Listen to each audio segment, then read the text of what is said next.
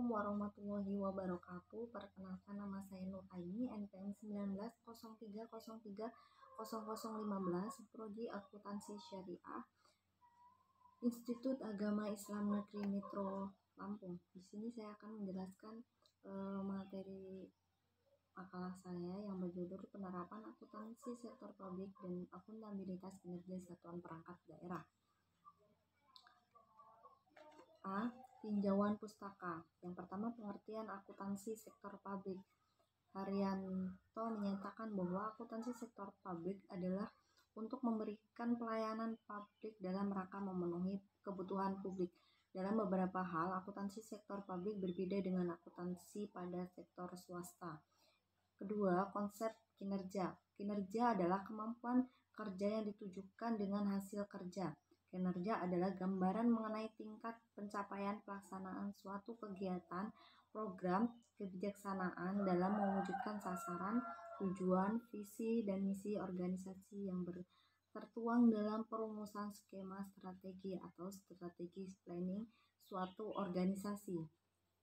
Pemahaman mengenai konsep kinerja organisasi publik dapat dilakukan dengan dua pendekatan. Yang pertama, melihat kinerja organisasi publik dari perspektif birokrasi itu sendiri. Yang kedua, melihat kinerja organisasi publik dari perspektif kelompok sasaran atau pengguna jasa organisasi publik. Yang kedua perspektif tersebut saling berinteraksi di antara keduanya karena pemahaman mengenai konsep kinerja organisasi publik sangat berkait erat dengan lingkungan tempat organisasi publik hidup dan berkembang. Yang ketiga, penilaian dan pengukuran kinerja. Menurut petunjuk pelaksanaan evaluasi akuntabilitas kinerja instansi pemerintah berdasarkan Menpan nomor 25 tahun 2012, pengukuran kinerja digunakan sebagai dasar untuk menilai keberhasilan atau kegagalan pelaksanaan kegiatan sesuai dengan sasaran dan tujuan yang telah ditetapkan dalam rangka mewujudkan visi dan misi instansi pemerintah. Yang keempat, kinerja pemerintah daerah. Kinerja instansi pemerintah adalah gambaran mengenai tingkat pencapaian sasaran ataupun tujuan instansi pemerintah sebagai penjabaran dari visi, misi, dan strategi instansi pemerintah yang mengindikasikan tingkat keberhasilan dan kegagalan pelaksanaan kegiatan-kegiatan sesuai dengan program dan kebijakan yang ditetapkan. Yang kelima, konsep akuntabilitas.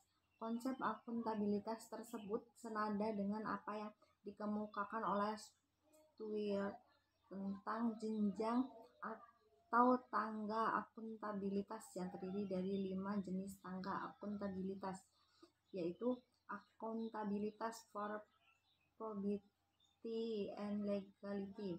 Yang kedua, proses accountability. Yang ketiga, performance accountability. Yang keempat, programmer accountability. Dan yang kelima, policy accountability.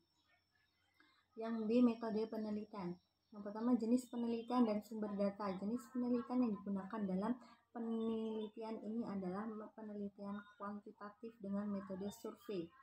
Penelitian kuantitatif dengan metode survei adalah penelitian yang dilakukan pada populasi besar maupun kecil, tetapi data yang dipelajari adalah data dari sampel yang diambil dari populasi tersebut. Jenis data yang digunakan dalam penelitian ini adalah data primer. Data dikumpulkan melalui metode angket, yaitu menyebarkan daftar pertanyaan atau kuesioner yang akan diisi dan dijawab oleh responden pegawai negeri yang terlibat dalam proses pengolahan keuangan. Yang kedua, populasi dan sampel penelitian. Populasi dan dalam penelitian ini adalah pegawai yang terlibat dalam pengolahan keuangan pada semua satuan kerja perangkat daerah. Sedangkan sampel dalam penelitian ini adalah pejabat eselon 3 dan eselon 4, bagian pembukaan atau bagian akuntansi. Teknik pengambilan sampel yang digunakan adalah purposive sample.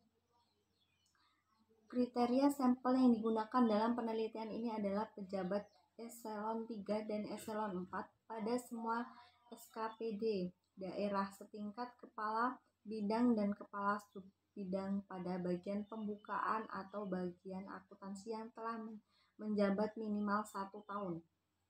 Yang ketiga, metode pengumpulan data. Prosedur pengumpulan data dalam penelitian ini menggunakan data primer yang dikumpulkan dengan menggunakan kuesioner. C. Hasil penelitian dan pembahasan.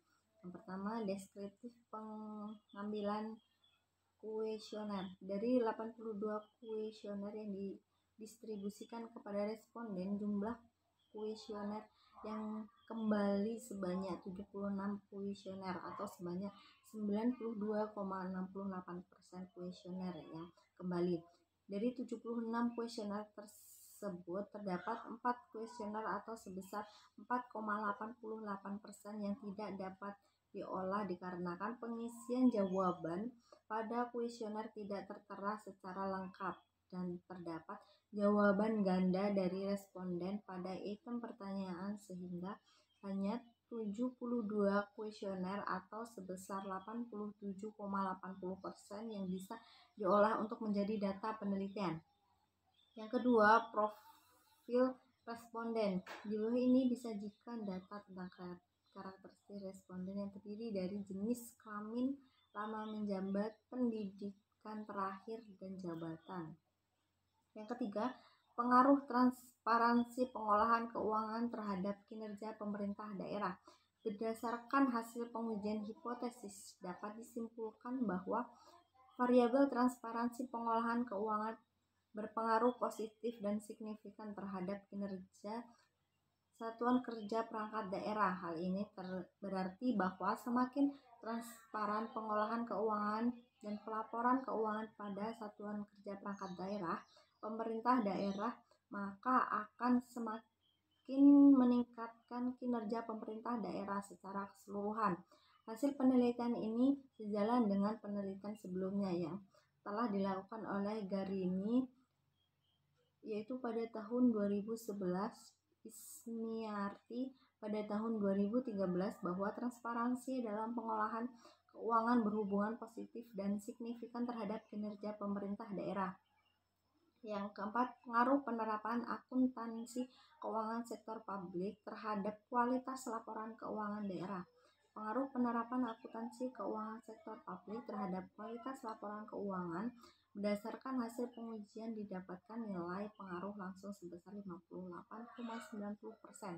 Dengan uji SIT yang kurang dari 5%, hal ini menunjukkan bahwa terdapat pengaruh secara positif dan signifikan dari penerapan akuntansi keuangan sektor publik terhadap kualitas laporan keuangan pemerintah. Nilai pengaruh penerapan akuntansi sektor publik terdapat kualitas laporan keuangan menunjukkan bahwa implementasi akuntansi dalam bentuk penerapan sistem dan teknik akuntansi penyajian komponen laporan keuangan yang sesuai dengan tujuan laporan keuangan sangat berdampak positif dalam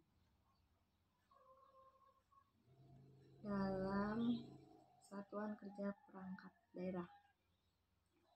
D. Penutup. Berdasarkan hasil analisis dan pembahasan pada bab sebelumnya, maka dapat diambil kesimpulan akuntabilitas pengolahan keuangan berpengaruh positif dan signifikan terhadap kinerja pemerintah daerah. Dengan demikian, semakin tinggi dan akuntabel pengolahan keuangan daerah di setiap satuan kerja perangkat daerah, maka akan dapat meningkatkan kinerja pemerintah daerah.